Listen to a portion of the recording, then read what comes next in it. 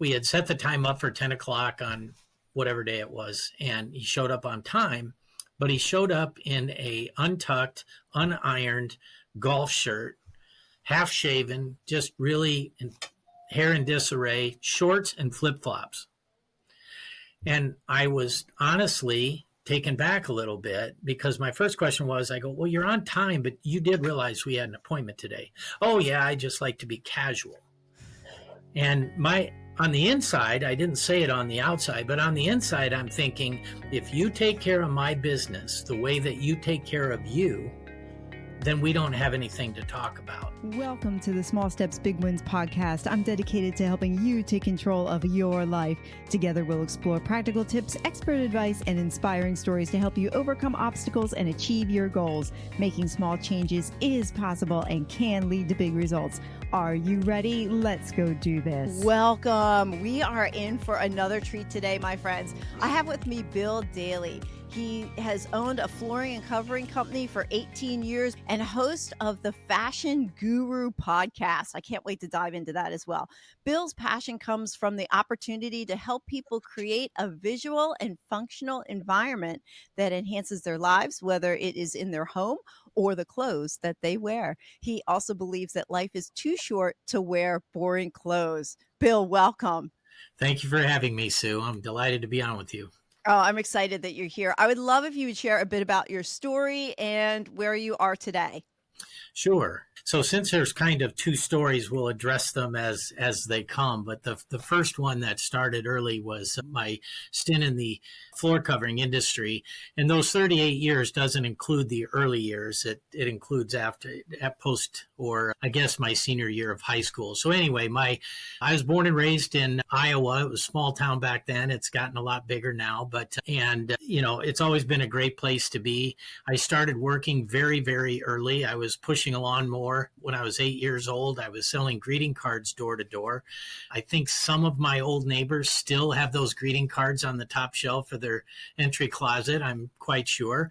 And when I did that, I was too young to receive income or money for it. And it could either be paid through my mom, or I got, for our listeners that are a little bit older, a service merchandise catalog. So they would give me points, and that's how I would get stuff. And, I got a bike and my first tent and, a lot of different things just from selling these greeting cards, $2 a box. And I don't even want to know what they look like today, but what that did, Sue, was just gave me a taste of entrepreneurship in the very early years, and to realize if I want to do something, I can always do it by myself. And then down the road, you bring people with you. And I had a lot of fun doing it. My friends all thought I was crazy. They wanted to play football in the yard and everything else.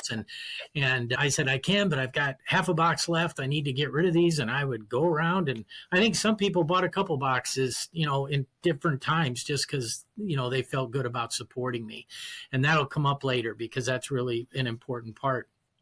When I was 13 years old, my brother, who's 9 months less 5 days older than I am, we were adopted, in case you're trying to do the math, and he was mowing the lawn for a local carpet store, and he kept complaining to my mom that the bees were too bad, it's too hot, the mower doesn't start, et cetera.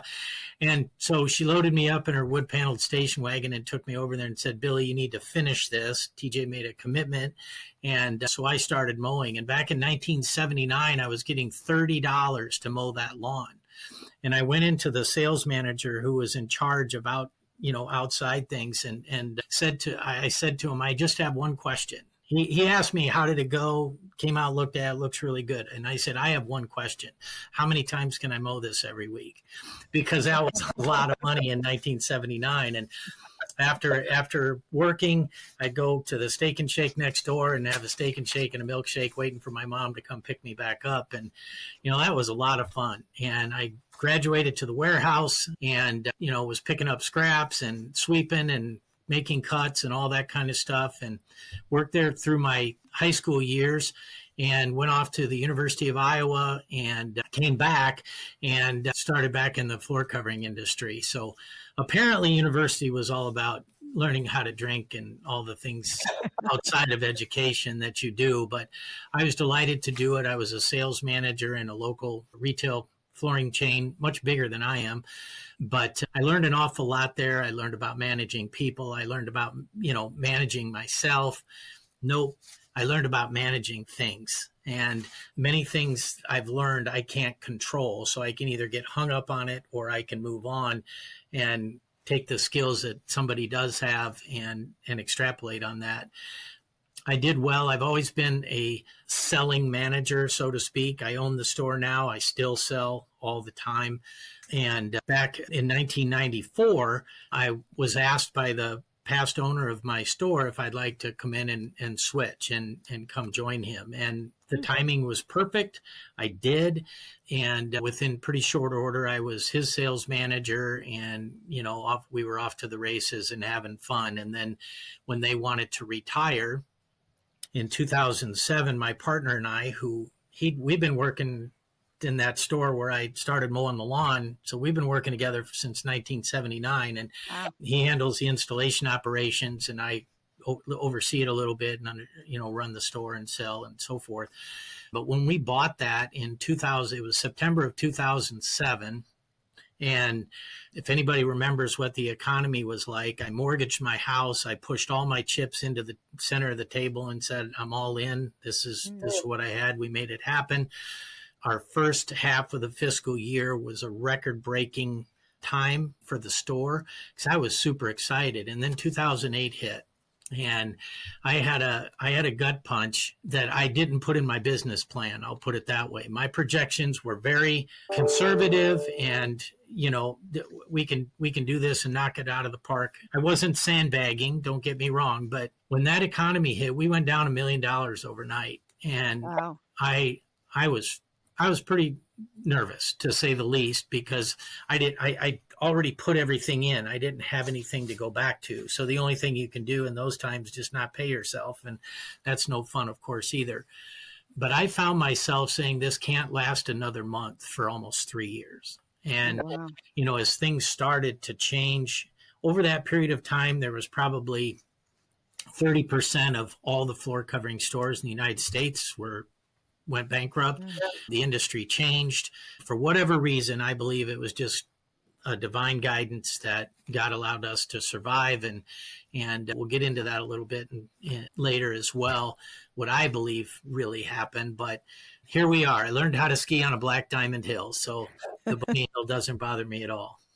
Wow. Okay, that's quite a story. Now I got a ton of questions. Well, let's go with what are some of the qualities that you possessed that allowed you to persevere through all of those hard seasons that you had, especially for the 3 years where you said this is only going to last one more month, and it was 3 years later. Yeah, it is a good question. It's not one I like, but it's definitely an important part of the story in that, I think one, bullheadedness. I was very stubborn. I still am very stubborn. I've gotten a little better in that area, but just the idea of failure. I'd put everything into this. I talked to people about it. I probably bragged a little bit about it and so on and so forth. And my parents, were proud of me and all that. And the idea of failing after a year just made me sick to my stomach. Not to mention everything that I had was in the store. And I just couldn't think of going backwards. And I guess that gave me a little bit of the momentum and a little bit of the carrot out in front of me. Like, I've got too much to lose. I've got to make this work. In my case, back in 2008, I was too small to fail. And so I kept pushing through that. And, like I said earlier, those were such scary times because when you're a business owner, you take your business with you 24/7. You just do. It's hard to, anybody that doesn't do that, they're very blessed in that regard. But for me, I did. And I found myself, awake at night, pacing, doing push-ups, whatever I could do to, alleviate the stress. I think normal cortisol is right here. Mine was 10x, and but I learned in all those times. And the other time that I learned the most was COVID. I was going through some changes in my staff prior to that and at the end of the 2018, and January 3rd of 2019, just right before COVID went just crazy. I got rid of my last salesperson, and I called my wife that day and I said, honey, the worst thing, that I think could ever happen is happen. I'm all by myself. I had my office manager who's like my right hand, which is awesome, and my partner, but I went to work and that's all I had. And I never closed one day during COVID.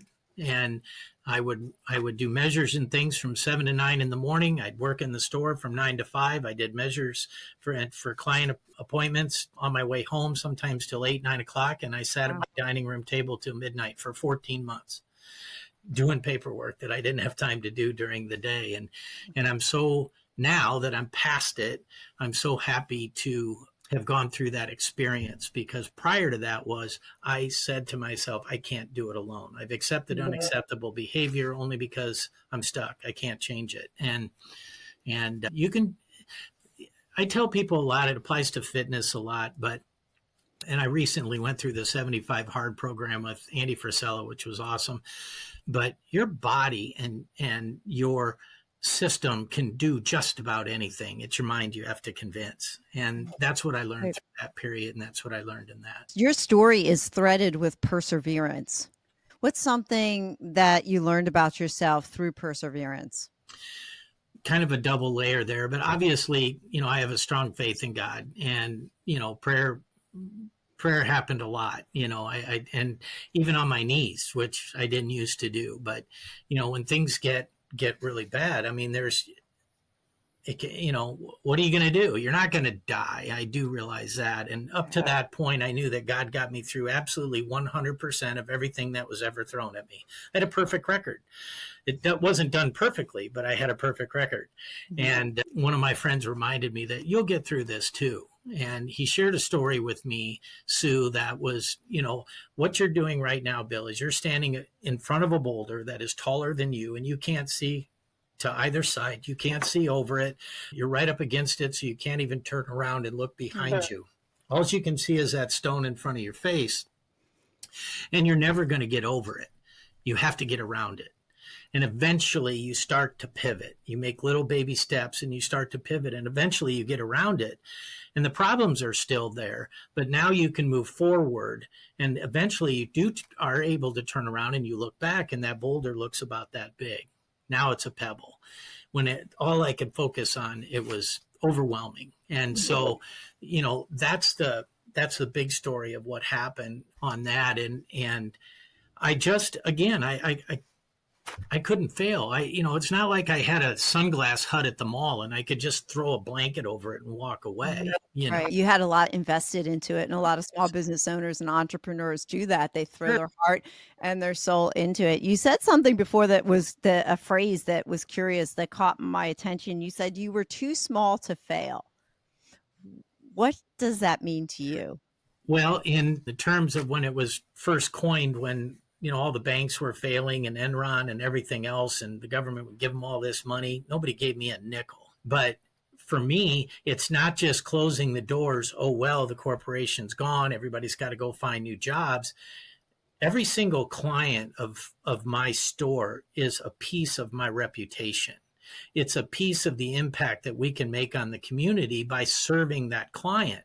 And it's real. It's fresh. It's raw. It's not just customer number 468. And so I was so small in light of things that if I would have failed, it would have been disastrous for me personally, probably physically, emotionally, mentally, all that kind of stuff. And so that's why I make that, size does matter, but it doesn't matter. We're all in here for the same reason. So I can hear in your voice that you are passionate. You're passionate about what you do. You're passionate about helping people. You're passionate about floor covering and about style, because I've listened to your podcast as well. So I want to talk about your passion for transformation.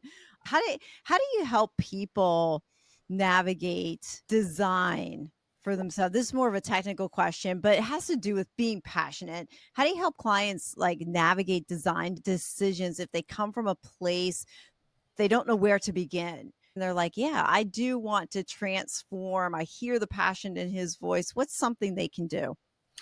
Well, I will definitely say in the first 20 years of my career, it was much more difficult than it is today. And, when the internet came around and HGTV and everything else, consumers were bombarded with ideas and oh my gosh, I love that style. Or they'd go to a nice hotel and gosh, I wish our master bedroom would feel just like this. And so they come in with more ideas today than they ever have, but they still don't know what is practical for them. And what I mean by that is they may have traveled to Southern California to a friend's house and they had this gorgeous outdoor kitchen with all these things.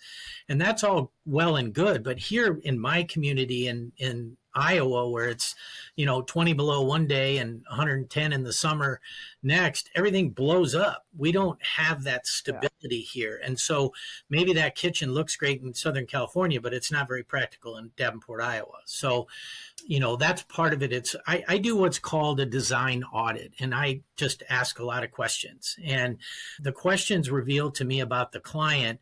What do they want? And not just what they want, meaning they didn't come into my store to buy hardwood, carpet, ceramic tile, luxury vinyl plank, anything like that. They came in for the finished product. It's the same as when I go to a hardware store. If I go in to buy a 1/4-inch drill bit, do I really want a 1/4-inch drill bit? No, I want a 1/4-inch hole. And it's the same process as they come in here. They don't even really care, truth be told, about the warranty. How long is it supposed to last? How often do I have to vacuum? Whatever. How is this going to make my room look? Am I going to feel like I'm in a theater watching TV with my family and have that, short of a reel-to-reel and a bag of popcorn on the wall? It's just they're going to have that same feel. And that goes with everything I sell. And I tell my clients when they come in, because they get really overwhelmed, we've got a 6,000 square foot showroom with all kinds of samples, way more than we need and way more than we ever used to have. But I start by telling them 80% of the showroom, once I find out what they want, let's say they want carpet, I just say 80% of the showroom doesn't even apply to you. So let's get rid of that. Now we have 20%. And in this 20%, only 20% of that applies to you. And so now we've narrowed it down. And just based on what they've told me, Sue, I can take them to 4 or 5 things. Not that they're the only things, but I can't show them everything, nor do I want to. I want to fit with them what I think will help them. And I even get people say, why'd you show me these? Well, because I've done some jobs with these and they look great and customers love them. And Jenny Craig never sold any diet program without any before and after pictures. So I'll show, some after pictures and they love it. We post them on Facebook all the time. But once I get in there, I tell them that my job is not to make your house look like me. My job is to make your house look like you. And that goes the same when we talk about the fashion side. And so this is all about personalization. Everybody's home has its own style, just like everybody's dress has its own style. And the rest is just technical stuff. So that's kind of how I narrow it down. I mean, it's not a one size fits all by any stretch, but I have to listen. If I don't listen, I'm going to miss it. So yeah, I hear threaded in all of that, asking yourself those why questions. Why do I want that? What do I want out of that? What do I want to feel when I'm there? And also, we could apply that to life too. When you're looking at something, you can narrow your choices down by saying, well, maybe I don't need 80% of what's in front of me. I just need to focus on the 20 and then take that 20 and focus on 20% of that and to get down. So in your carpet analogy story, we can put those small steps into our life in other areas as well. So I'm glad you shared all that. Oh, good. Let's talk about your podcast, The Fashion Guru. Now, I had an opportunity to listen to it. It's geared mainly towards guys, but I want to say to anybody listening right now, I took away information from it. So I would say it's not just guy centered. Yeah. I walked away with how to level up my fashion too. So talk about your inspiration behind the podcast, where that came from. Well, it's a great story, and I'll have something later to talk about Patrick and his wife, because I said no before I said yes to that interview, and I'm so glad I said yes. So a lot came out of that. So, like many things in life, what is the genesis of whatever we're doing, wherever we're going. It's situational. So in my case, somebody I knew called on me at my store, my flooring store, to say, I want to come talk to you about an advertising platform magazine that I think will be really good for your business. And I'd already done something like that. And so I really wasn't sure, but he was a friend, and, I'd give him 15, 20 minutes to share if I can support him. And we had set the time up for 10 o'clock on whatever day it was. And he showed up on time, but he showed up in a untucked, unironed golf shirt, half shaven, just really hair in disarray, shorts and flip-flops. And I was honestly taken back a little bit, because my first question was, I go, well, you're on time, but you did realize we had an appointment today. Oh yeah, I just like to be casual. And on the inside, I didn't say it on the outside, but on the inside, I'm thinking, if you take care of my business the way that you take care of you, then we don't have anything to talk about. And it just, it was just a no for me. I listened to what he had to say, and that was it. We shook hands, and that was it. What I didn't realize is that it was going to catapult me into this completely different direction. And I said to myself, the bar has been lowered so much that you can step over it. And I had already been building. I've always been a kind of a clothes horse, but nothing like I am today, because it's part of my stuff. But I had gone through a divorce about 8 years ago, and, everything that you have gets reduced down to this little bit. And another best thing that ever happened to me, part of my life. But I started, going to thrift stores and different things like that to find clothes, get them dry cleaned. And they were all really nice stuff. You just have to have the right guy, either lose weight, gain weight, or die, and then you're going to capture some great pieces. And I remember my friends always saying, how can you wear other people's clothes? Well, I'm like, how can you dry your face with a towel that somebody just dried their butt with at the Hyatt? It's no different. It's clean. But, and I started building that way. People started making comments, and I would tell people that story without exposing this gentleman's name. He's a nice guy. He missed the mark for me. And I determined at that point that if I do something to help men step up their game, that if they're in sales, their sales are going to go up. If they're in finance, their client base is going to grow. No matter what they did professionally, it was going to be a great experience. And I just couldn't figure out how to make that happen. And one day somebody came to me and said, well, why don't you start an Instagram page? And I said, well, I'm a Facebook and LinkedIn kind of guy. I'm older. And they said, no, you need to do Instagram. That's where things are. So I don't like to talk about myself. And they said, well, you got to say something about what you do. And so that's where it grew. Bill Daley Fashion Guru was the name of my Instagram page. And I'm like, oh, I feel so stupid. But so I started putting it out there. It was a hard thing for me to learn. I just started doing outfits of the day and posting those things, and things start to grow and grow and grow. And, got 26,000 followers. Now I have no idea how, but that's just how it all works. And I've had so many people reach out to me by direct message and phone calls and different things to just ask me. I had one this morning that asked me, is this what I'm thinking about doing? What's your input? And it's a compliment. And it is. Yeah, it is. I mean, the small steps alone, as I listen to the story, it's like just one post a day, just one post a day. It wasn't fancy. It wasn't technical. It was just, hey, here's the my fashion, whatever it was, the clothing of the day or whatever you were posting. Yeah. And I think what's also in your story is that those things take time too. When did you start that first Instagram post? Do you remember? It would have been in February of 2022. Yeah. And we're in January 2025. So all good things do take time to build up.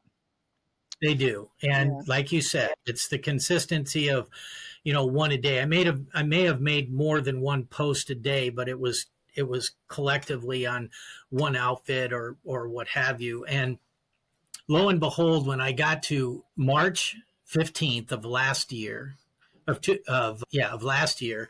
had made a astonishing discovery. I hadn't worn the same outfit in almost 3 years. Oh my God. Months. That's And a lot of clothes. now here we are, January 25th or 25, and I still haven't worn the same outfit going on 4 years.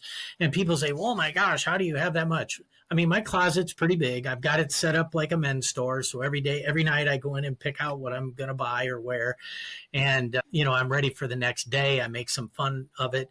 But it's not because I have 4 years worth of suits and 4 years worth of sport coats and shirts. I have become very accustomed to picking the right pieces to be able to mix and match however I want. And nobody, if they go through hundreds and hundreds of pictures on my Instagram or Facebook, they're never going to see me in the same outfit because I've tweaked different things. And it's like you could wear a nice pencil skirt in black and change your shoe color 7 days a week, and everybody's going to swear you wore a different outfit.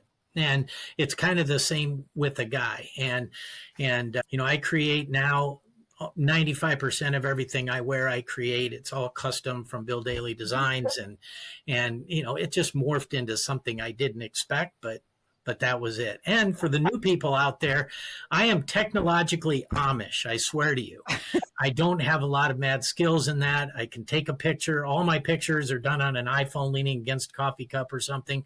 And it seems professional. I've been able to blur the background or change the lighting a little bit, but that's about the extent, and then hit post. And here we are today. Oh, wow. So you also have a clothing company. I Yeah. did not know. Wow. I did not know that. That was a byproduct then of what you started. Yep. It was a byproduct of that guy trying to sell me a magazine.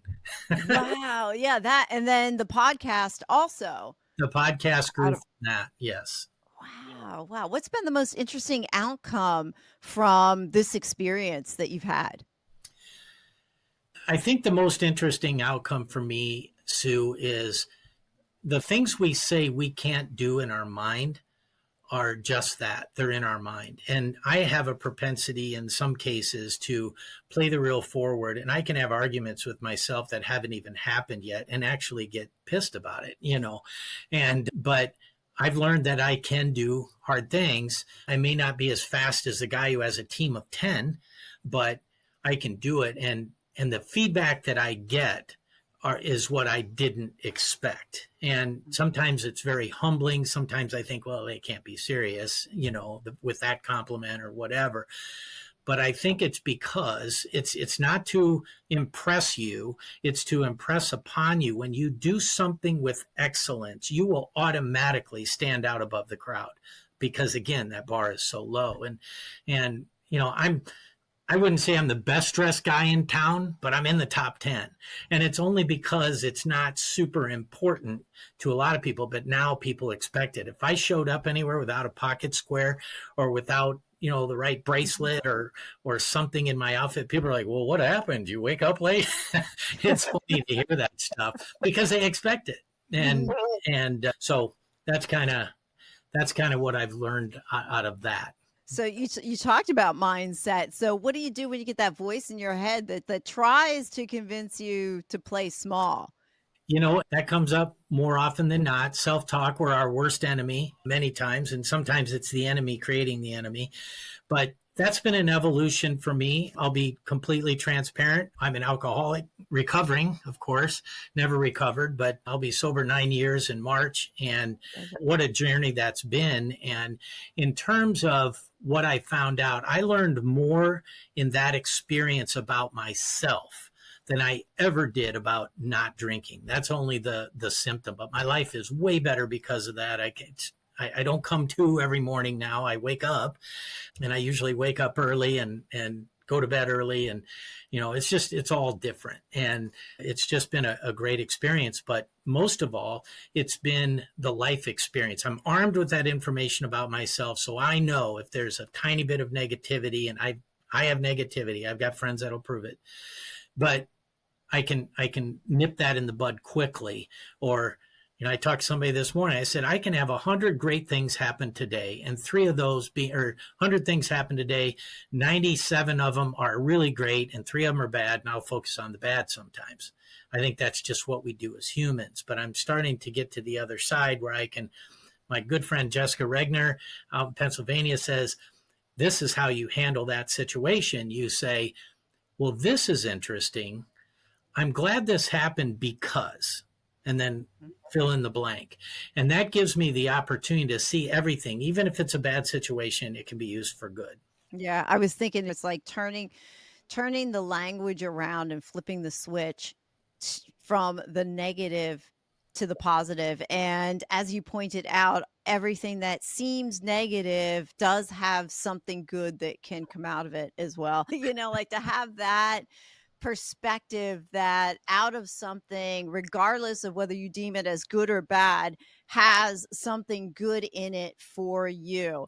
And I think this is a great segue to ask you the question of what role does faith play in your life and what you do? Wow. So faith for me, and I came to have a relationship with Jesus Christ back in 1990. Prior to that, I was agnostic at best, and I was a proponent of arguing with all of the Christians in the Pentecrest at the University of Iowa, and yeah, but I had a big but. And when life changed I went to a seminar not too far from my hometown, and the guy was Christian, and his whole topics were wrapped with faith. And I found myself on the edge of my seat taking voracious notes. And I went home. I didn't have a Bible. I went over to my mom's house and said, do you have a Bible? She says, I don't know. There might be. And I dug through boxes literally and cracked open a Bible, trying to find the stories he was talking about. Because what I'm thinking is, man, if these stories can make an impact on me, there's got to be some other good stuff in here.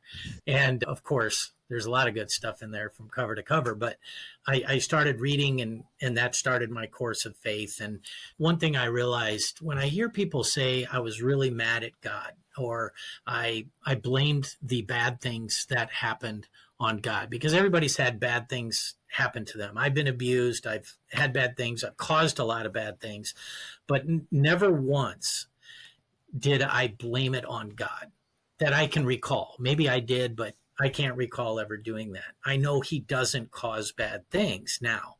And it's usually not what needs to be changed in the world, but what needs to be changed in me. And when I have an enemy, it makes sense to pray for that person. It's hard to do sometimes. Most of the time, it's hard to do. Pray for somebody who hurt you or led you astray or scammed you or whatever the case may be, but it brings relief to you. Just like forgiveness isn't for the other person, forgiveness is for you. Otherwise, you're swallowing that poison pill, hoping the other person will die. And so faith is everywhere. It's not just one thing.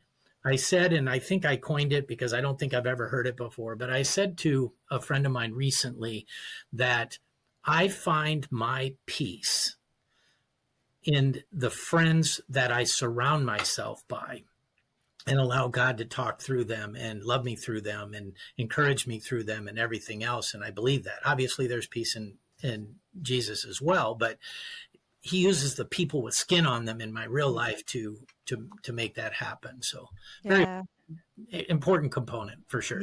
Yeah, I love that you said God uses those people that are around you to help you. It's like a take on you are a compilation of the 5 closest people that you surround yourself with. And you took that one step farther and just infused a faith perspective in on that. I've never heard that before. You talk about you have a different outfit every day. You've never worn the same thing twice. What's one thing that you thought would be hard about maintaining your sense of style but wasn't? And what's one thing you thought would be easy but wound up being more challenging for you?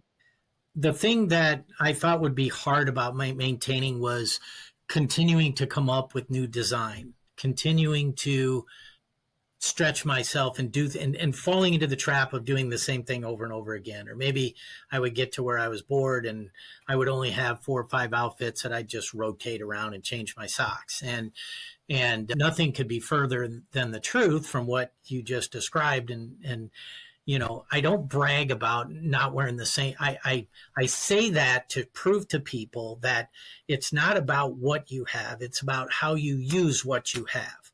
And everybody started somewhere.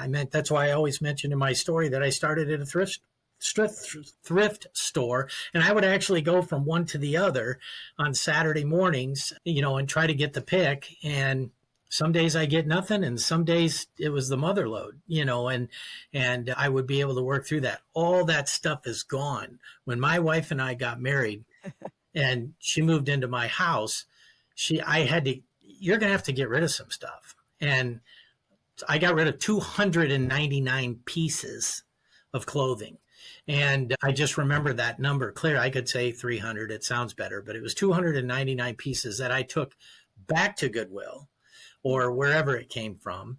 And since it's all been resupplied with custom stuff and everything else. But, when I pick out an outfit, there's an outfit like today. I liked what I was wearing. And it's like, I probably won't wear it again, but I'd love to wear it again. And, tomorrow I'll pick out something different because I see things before I put the colors together. If I'm out shopping and I see a tie, for example, I already know what I have. It's all logged in my mind. And I know that tie is going to work with this outfit, and this outfit. Fine. That justifies it. And I get it. So I have never run out of creativity and outfits and all that kind of stuff. It just keeps flowing very natural for me. Okay. So while you're talking, I'm thinking about this. You've got this big giant closet. You've got all these different clothes that are interchangeable, quote unquote interchangeable. So you walk us through either the evening or the morning. Bill Daley walks into his closet. How do you choose? Sometimes I'm inspired by something I see on Pinterest or something I see online. I have a lot of friends in all parts of the world that are super great dressers. And, I don't always do it piece for piece, but the general idea could be my inspiration. And then I build on that. First thing I do when I get home, I take off my shoes, I wipe them all down, put shoe trees in, put them back where they go. My shoes are rotated maybe once every week or 2 weeks. So, I don't wear them out, but I do take care of them. And one of my good friends, Joshua Rosario, who has J. Rosario Shoes, who's been on one of my podcasts, he talked about, he's got like 500 pairs of shoes. He's been collecting for a long time. And I want to say something about that and my suits. But if you take care of it, it's going to last forever. And what I wanted to say, if you buy right, you can wear it 30 years from now and it's still in style. I never buy trends ever, because I know that I'm going to have to give it away and it's going to look like yesterday a year from now. And I can put on a suit that I've had for 10 years and it looks 100% current. I can wear what Cary Grant wore decades ago. And that was classic dapper fashion. It's current today. Yes, the shoulders might have been a little more pillowed, or there might have been a little more room in the legs, but the general body is exactly the same. And all I do is tweak it. I may want to a little softer. So you make small adjustments and it's completely different. Oh, that's fascinating. I got a question for you. You built yourself great businesses. You got a great podcast. You got now a clothing company. You've been very successful in the flooring business for a long time. So I'm curious on what your definition of success is. I thought about this one, actually. I told you before the podcast that, I'd listened to your interview with Michael, and after I got done with that podcast, I go, oh my gosh, I can't hold a candle to this guy. He's had, mega success money-wise and all that kind of stuff. And, I'm not a millionaire. I never pretended to be. I do okay. I don't want for much, but my success is not all about money. My success is about impact and contribution. Those two things I can take separately. The impact, anybody can get a job. Doing your job is just that. You don't get paid for your job. You get paid for the value that you bring to the job. And over the course of time, I put layer upon layer upon layer of knowledge in my industry, relationships with my vendors and my client base and all that kind of stuff. And that's where my success comes from, because unless I just quit doing it, I don't ever have to turn that off. It just keeps perpetuating. It's not quite like an endowment, but it is. People buy from me because of me. They don't buy from me because I'm giving 50% off or free labor or some other stupid promotion that somebody does. I'm all about the relationships. It used to be carpet color. It used to be style. It used to be hardwood thickness and all that. Now it's just, that's all about managing expectations. Mine is about cultivating relationships. And if it's something I can't get, I'll find somebody that can get it for them. I don't care. I just want them to get what they want. So success is the impact and the contribution, which I have heard threaded through our conversation so far. What would be the top 3 pieces of advice you would give to aspiring entrepreneurs, since you have been on this journey for a long time? I think the first one would be to be prepared to work harder than you ever thought you were going to, ever in your life. And in some cases, be prepared to work longer than you've ever thought before you get a substantial return on your investment, because that's what it is. I don't just show up. I mean, I work. I'm always working because I'm always aware. If, I come to work in the morning, I go to 2 coffee shops every single day. And I do that because that's where I meet people. And I probably pulled $750,000 worth of business out of the coffee shops that I attend and the relationships that I make. And so each one of those was a half an hour, 45-minute segment of time where I met somebody that maybe 5 years later they say, hey, we're finally ready for some flooring. Our cat's died, and we're ready to redo it. And I just remember the conversation we had, and boom, there it is. And it's just another piece in the funnel. But you got to keep putting stuff in the funnel, and don't expect riches overnight. In some cases, your definition of riches could just be off. Everybody that says they make $2 million a year on TikTok are all lying too. But the thing that I've learned, my riches, I know it seems laborious to keep going back to relationships, but my riches are in the relationships that I've had. Some of my best friends are customers that I had first as customers, and they became best friends. Mm-hmm. Some customers, I just sold a job to a customer of mine. This is the 5th house I've done for them. I remember 5 years ago, her saying to me, Bill, if you sold carpet at Walmart, we would come by at Walmart. It's not about the number. It's about the experience. And it's just as important to me as it is to them.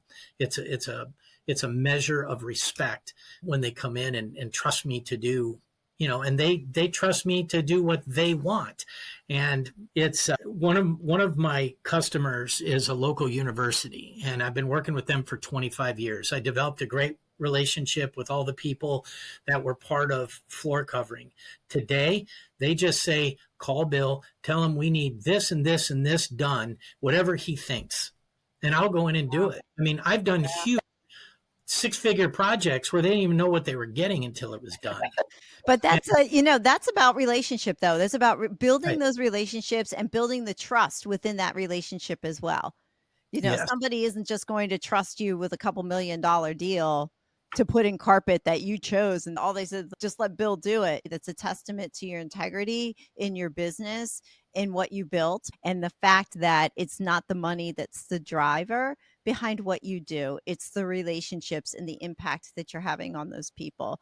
I'm at that very point right now. Most of my customers that I had long ago, they're in a condo that everything's taken care of, or they've passed, or, whatever the case may be. Now I hope they'll introduce me to younger friends, family, etc., so that we can keep that circle going. One of the things I just wanted to touch on when you were talking about relationships, the generation of today, and there's exceptions for everything. There's some exceptional young people that I go watch TED Talks all the time, and you're 14. Are you kidding me? What planet are you from? It's amazing the knowledge and the wherewithal that people have for that. But there's plenty that their relationship building is 100% online. And I still believe in a handshake and a warm hug and a high five and a back slap. And that's something that they're missing out on. So if they want to be successful, they've really got to learn how to develop relationships and look people in the eyes. Yeah. Yeah. I agree with that too. I tend to be even though all of my podcasts are done this way over Zoom, I go to the coffee shop, I still connect with people. It's nice to be able to have that one-on-one and that physical interaction so that you could feel the energy coming off of the person and you can read their body language better. Not that we can't do it in this context, but it's different when you're in person. So I totally agree with the in person, and it is becoming a lost art. Well, kudos to you, because what your listeners don't know is you came and visited me live in person at my store. And I just so appreciated you doing that. I enjoyed that as well. We're going to start wrapping up here because I want to be mindful of your time. So I have 3 core questions that I love to ask all of my guests. So let's tackle number 1. Please share a book or resource that has had a significant impact on you. It's so hard. It's like I've got 400 best friends, right? Outside of the Bible, of course, one of my most recent readings within the last couple of years was The Power of One More by Ed Milet. Absolutely fantastic, great podcast as well, and has such great speakers and so forth, entrepreneurs on that. And I think why I glommed onto that, because as he was explaining the subject matter of his book, it's based on his relationship with his father. And his father was an alcoholic. And so I instantly had that attraction. And what he talks about in the book about that is his dad talked about in his sobriety, can you give me 24 hours? Yep. One more day. Let's do one more day and one more day and one more day. And all of a sudden you look back and you're 500 miles from shore and you had no idea how you got there. And what he also talked about is, as I mentioned, contribution is in the program, the 12-step program that we're in, you have to give it away to keep it.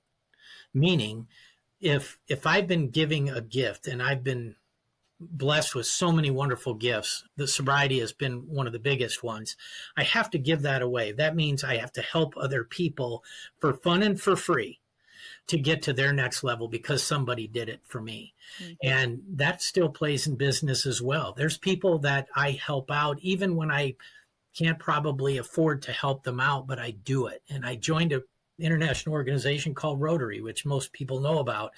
And I myself can write a $100 check and make a little impact, but I can gather with 126 other members and we all write a $100 check. Now we can hand an organization $12,600 and real things start to happen. Well, it works that way in life too. Many hands make light work. And that book, I've since, read whatever I can from Ed Milet. I follow his podcast and all that kind of stuff because it's a shot in the arm for whatever I'm doing. My next question is, what is one question or topic you wish I would have asked about, and how would you have answered that question or expanded on the topic? I think that I almost tried to answer that ahead of time, and I didn't think I could because I didn't know how the conversation was going to go. So I'll lead it with this. I was adopted at birth. I had a sister who was a year and a half younger than me and a brother who's 9 months less, 5 days older than me. We're all have separate parents, and we were all adopted by Betty and Tom Daley. And I grew up in a upper middle class home. We belonged to the country club. We never got allowance ever. We always had to just pay our dues that way. But, we only got 3 presents at Christmas and we only got 2 pairs of jeans at school time. So, we were kind of hard. We were strapped a little bit, but nonetheless, when I became a smart ass teenager, there were times where I was not the greatest to my mom. My father passed away when I was 13 years old. He drank himself to death. And apparently I must have said, well, that looks like a really good idea. So I'm going to give that a try. True story. But I said, there was times I say, you're not my real mother and all that kind of stuff. And I ended up meeting my birth mother and my 5 younger siblings. And I realized that everything could be different, not good or bad. Just everything could be way different. And I always used to beat my chest, say, I am who I am because of me. No, you are who you are because of circumstance. in most cases. Today I've grown and matured in that, so you could kind of put me anywhere and I'm going to be able to shift to the gear that I'm in, but I couldn't do that when I was a kid. And so that humbled me a little bit. And it was a great experience from the fact that, and I'm still in contact with my family. Several years later, I met my birth father, and I'm one of 6 there too. And it's quite remarkable. And I learned that I need to listen. I need to watch what's around me. I need to take in the good and release the bad, and just try to be the best that I can, because I am so blessed, and I've been given so much, and I've squandered some of it. Now I'm on the saving side of life, but things and money. But that alone was, I'm so glad that I was able to find out. My brother and sister never found out who their parents were. I know a lot about the situations because I took it upon myself to research it. But that was a great experience, and a lot of life lessons and coincidences in that as well. Thanks for sharing that with us. As we close, what is one small step that someone can do today that's going to help them change their tomorrow? Well, small steps are the key. Whether the timing is right or not, I found that most of the quick actions that I've taken was not at the best time, but it was at the right time. And I've made plenty of mistakes as well. It's going to happen. But I have a dear friend named Ryan, and he coins a phrase that I have to take actions that I do not believe in until I get results that I cannot deny. Mm-hmm. And that's just, it's time to be quiet. It's time to just do what's been suggested. It's, you can't be the leader of your train all the time. Sometimes you got to be in the caboose, and we have to make time to learn before we do things, but we have to take action every day. Thank you for sharing that. Bill, how can people find you? So a couple of different things at the store. My email, my email is Bill Daley @abbeycarpetgallery.com. And, I answer that for everything. So it doesn't matter what you want to talk to me about. My store is davenport.abbeycarpetgallery.com. We have, everything on there if people want to look.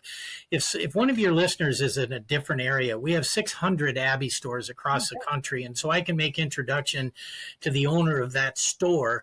If you're in Naples, Florida, or Tacoma, Washington, doesn't matter. I'm sure we can find some place so that they can get the same experience that they would get here, hopefully. The hello@thefashionGuruPodcast.com is my podcast address for questions.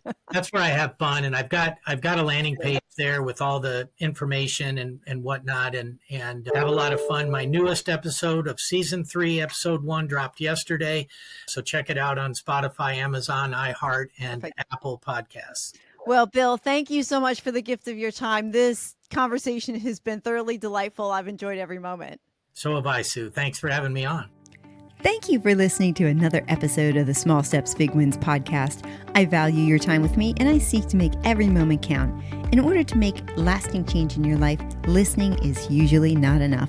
So I want to ask you, what practical steps are you going to put into action today as a result of listening to this podcast? Remember, any step, any action, no matter how small, starts your journey to a big win. And if you're not sure where to get started, reach out to me and let's have a conversation.